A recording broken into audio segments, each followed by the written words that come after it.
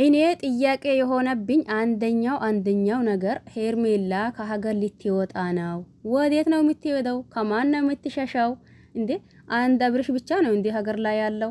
ደሞስ ያኒ እንዴት ለማን ቢላ? እኔ ግራ ገባኝ። ምሬኔ ነው እንዴ ለማን ቢላ? ለምን ቢላ? እንዴት ሆና? ለምን ከሀገር ማውጣት ለምን አስፈለገ ነው?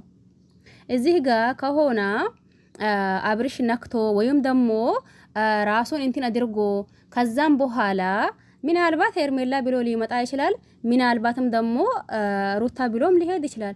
ከሄደም ጥሪ ግባል። ገባች እንዴ? ከሄደም ጥሪ ግባል። ካልሄደም ደግሞ ሄርሜላንም ብሎ ከመጣ አሰኢሊል ብላ መቀበል ነው ያለባት። ታዲያ እዚህ ጋር ከሀገር ልትወጣ ስትባል ተደረሰባት። ከሀገር ልትወጣ ነው ተስፋ ቆርጠ ለምን እንዴ? እኔ ብቻዬ ነኝ እንዴ ይሄ ጥያቄ የፈጠረብኝ ወይስ እናንተም ጋር ይሄ ጥያቄ አለ? እኔ ቢሆን አላደርገውም ሲጀመር ማለት ነው።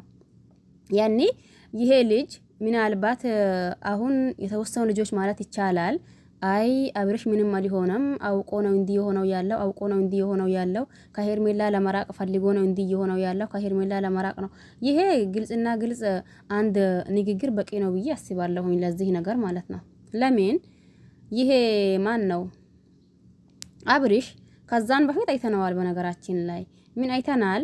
አይ እንግዲህስ እኔ ከልጄ ጋርና እንዲሁም ደግሞ ከሚስቴ ጋር ይሆናለሁኝ እኔና አንቺ ያለን ነገር እዚህ ጋር ማብቃትና እዚህ ጋር ማቆም አለብን። ከዚህ ሳይለንት ነኝ እንዴ? ከዚህ በኋላ የአንቺና የኔ ንግግር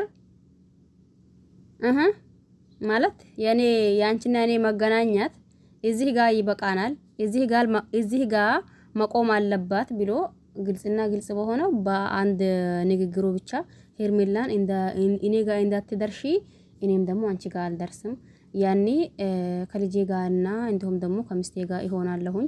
እሷ ይቅርታ ከጠየቀችና እሷ እንትን ካለችኝ እኔ ምንም የሚለው ነገር ስለሌለ እያላ ተናግሮ ነበር።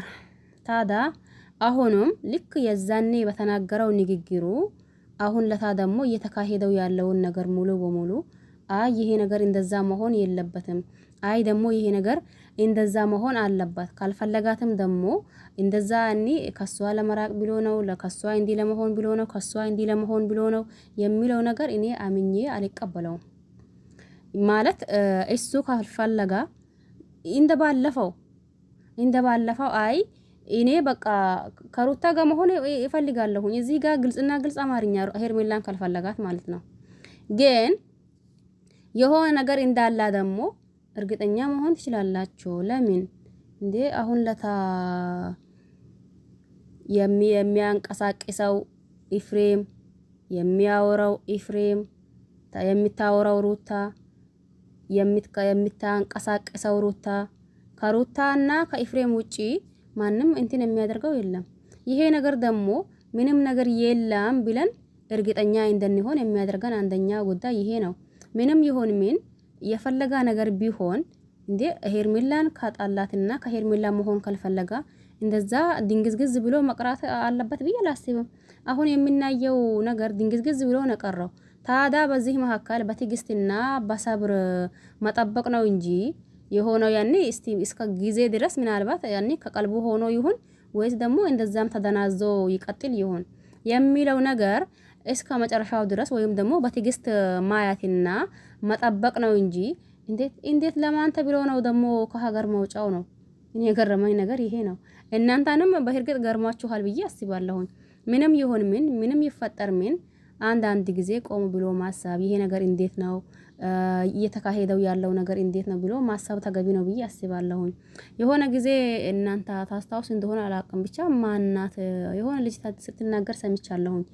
ምን ብላ ሄርሜላና እንዲሁም ደግሞ ሩታ ሰማይና ምድር ናቸው። ለምን ሩታ በምንም ተአምር ሆነ በምንም ውስጥ ሆኖ ተስፋ አትቆርጥም።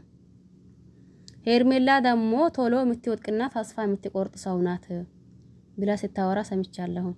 አሁን የሚለው ልክ ይሄንን ቪዲዮ ሳየው ያዛኔ የተባለው ነገር ወይም ደግሞ ያቺ ልጅ ያወራችው ነገር ማጣልኝ ማለት ነው።